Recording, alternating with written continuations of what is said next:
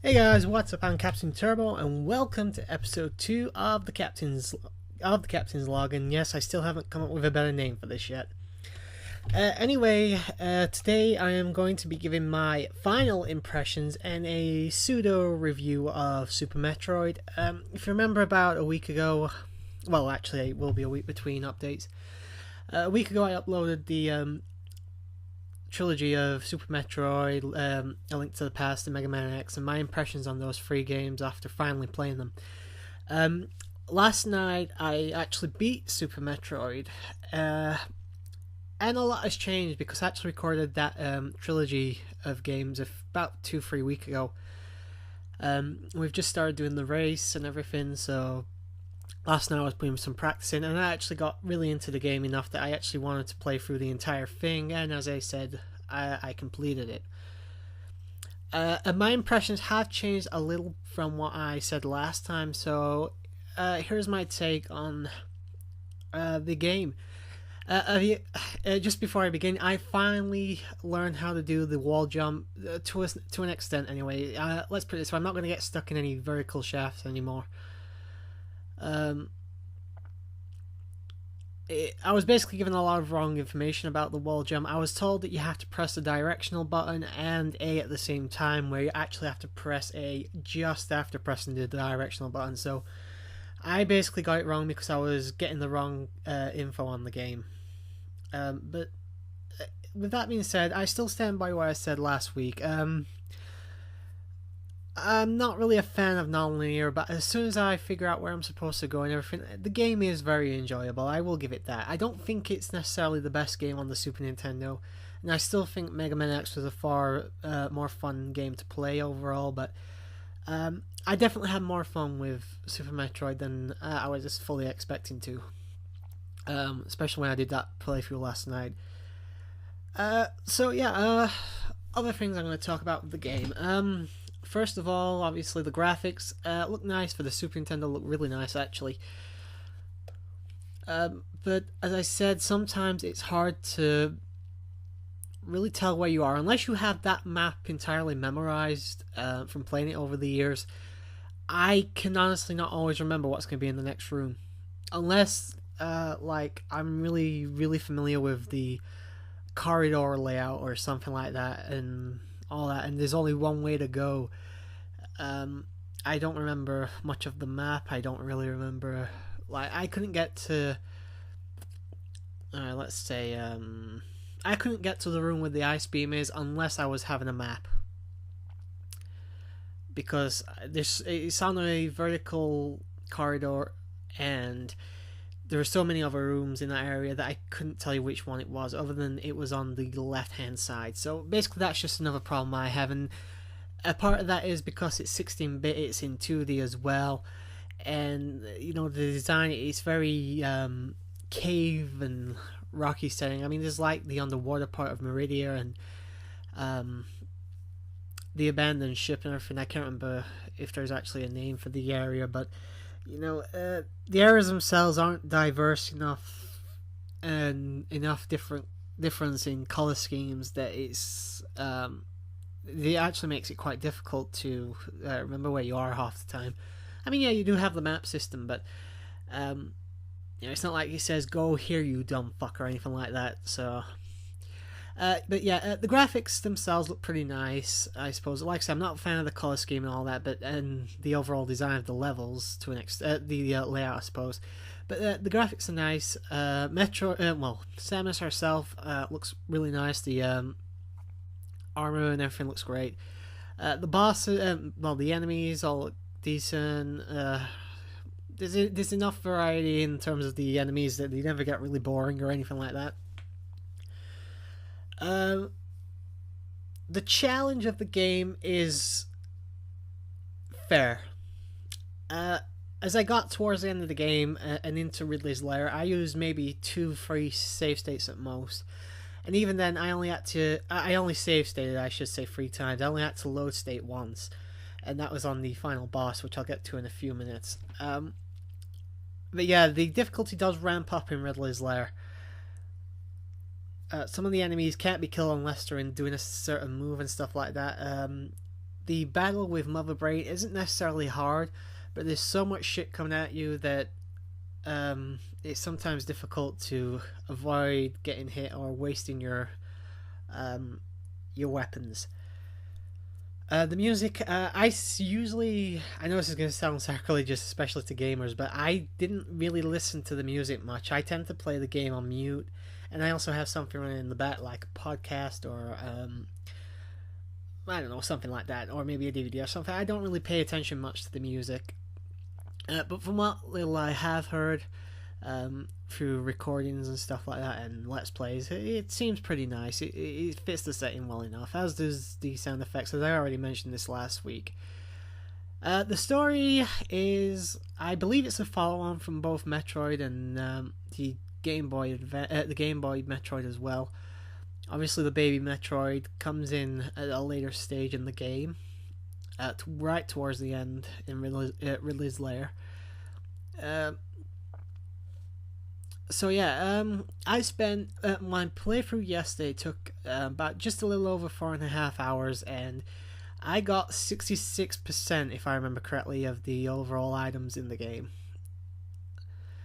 At last, I was missing, I think, 2 energy tanks, and I probably missing a bunch of what do you call them? Missiles and power bombs and all that stuff, and super missiles.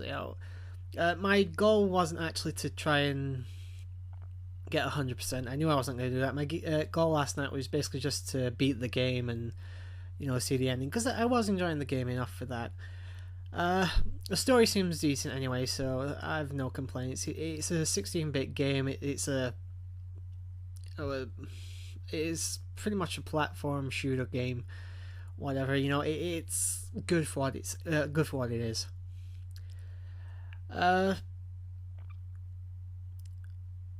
In terms of, as I said, in terms of difficulty, now I have a few problems with a couple of the bosses here and there, but overall it's really not that difficult. I've got a list of the bosses up here, and I'll tell you the ones that gave me a trouble. The first one that gives me trouble is Kraid. Not so much because I find Kraid difficult, but I continuously fall off the upper platforms and fall into those spikes or those needles or wherever they are at the bottom of the level.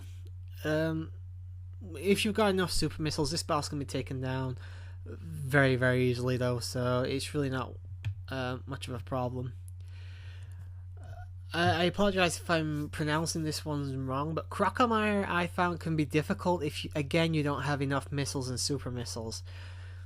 I went into this last night. This was actually the first time I had a problem with Crocomire, and I used all my missiles and super missiles, and I could not get him to back into the lava or whatever the hell it is that he falls into. I don't know, this is more of a...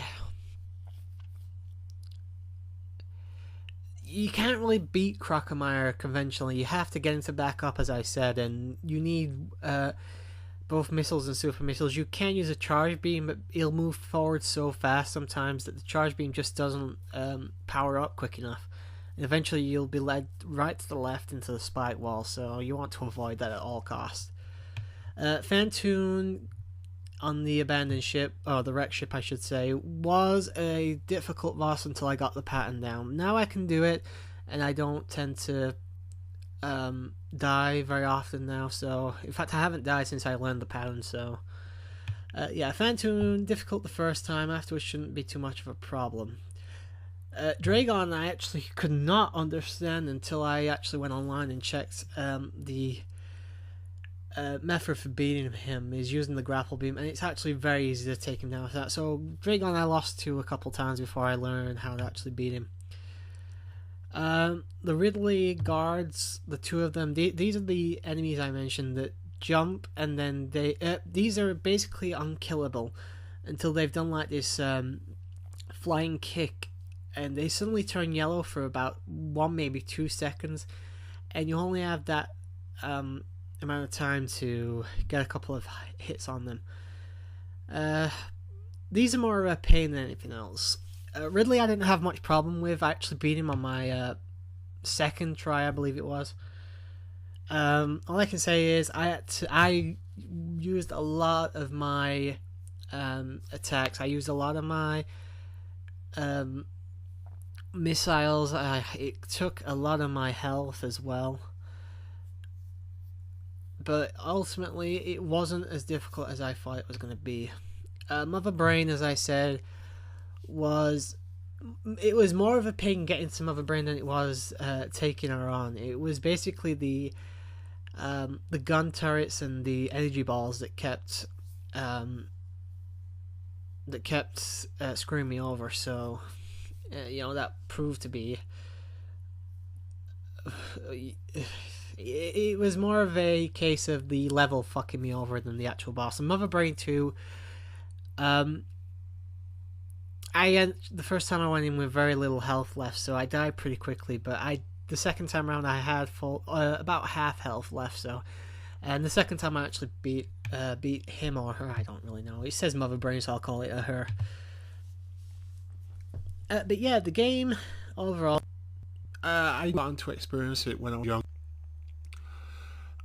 It is I will stand by what I said. I prefer Mega Man X to Super Metroid, but I can fully, after I finish my playthrough, the one I'm currently recording, I should say, because I've got Pokemon's finished. I've got 2 more after that finished. It's already uploaded, and I'm currently just at the beginning of another RPG, so I've got a long time to wait. But after I finish that RPG, I'll probably take on Super Metroid for a Let's Play.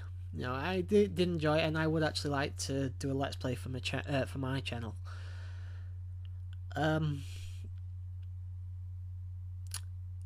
But I wouldn't say I'm gonna start delving into other Metroid games yet. I will probably give Metroid Fusion a try. Might have a look at some of the other 2D ones first. I know the 3D is a third-person shooter pretty much, and to be honest, I'm not really bothered by third-person first-person shooters very much. Well, not of anything other than Skyrim, and well, let's face it, that's more of an RPG. But yeah, Super Metroid. If I was gonna give this like a grade or a ranking or anything like that, in terms of pure enjoyment and how much I did it on a personal level, I should say, I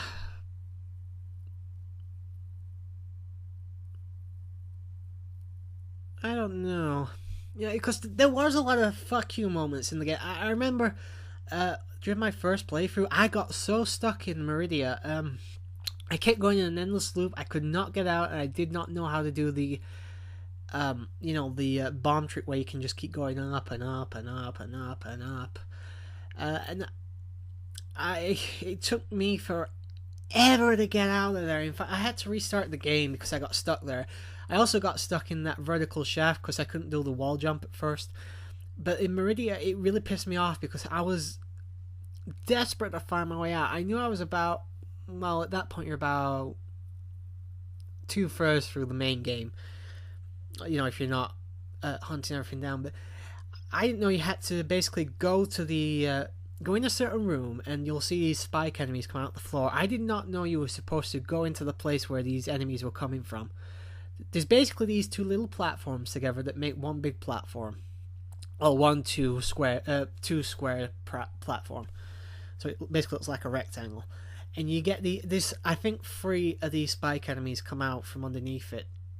There's obviously a small gap, and you're supposed to go where they're coming from. Now, I didn't know this for a long time, and I was stuck like hell because at this time I didn't have the wave beam either, so I couldn't escape any other way. I think you can actually escape by hitting the mechanism and getting one of the doors to open, but I obviously, like I said, I didn't have the wave beam, and I had no way to get it now. And it's just things like that fuck you over in this game that kind of drag it down a little bit to me. I'm also not a fan of how broken the game can be either. I don't like the fact that you can sequence break so badly in this game. I know a lot of people see that as a plus, but I don't see it that way. You know, yeah, I'm not a fan of the non-linear style anyway. I mean, I do like Castlevania Symphony of the Night. I do actually own that for the 360. I did download it and buy it. But I've always said with Symphony of the Night, the level layout is much better and everything is diverse enough that I can tell where I am on the map. For the most part, anyway. I'm not as lost as I would be in Super Metroid. But I don't know what to do with this.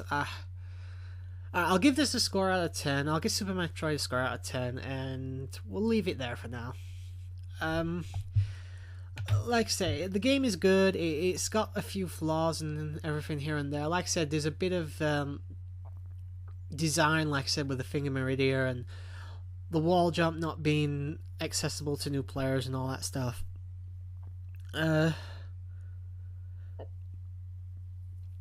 I'll give Metroid a 7.6 out of 10. It's a fun game. I would definitely recommend you at least give it a try. And all I'll say is don't just try and complete the main story first. Be explorative, see what you can find. That might not be to everyone's liking, but if you want to see the end of the game, you're probably going to have at least half the energy tanks you can get in this game. I think you can get, is it 12? Might be more than that, I'm not sure, but yeah, exploration is the key here. Not to everyone's liking, not really to my liking either, but especially in a 2D game, but it is what it is. Well, guys, I'm going to leave that off here. Sorry if this was a little boring for you. I just basically want to give my final impressions on it and all that stuff. I doubt I'll be doing that for Mega Man X yet because I haven't gone back and completed it yet. Link to the Past. No, I got so stuck on that Mothra boss that it's just kind of put me about the wrong way. I don't want to play the game. Well, for the time being anyway. Anyway, guys, I've got to get back to my RPG Let's Play, so I'll see you guys on the next episode. Check out my other Let's Plays. Go check out my channel and everyone I'm affiliated with. And until then, guys, good night.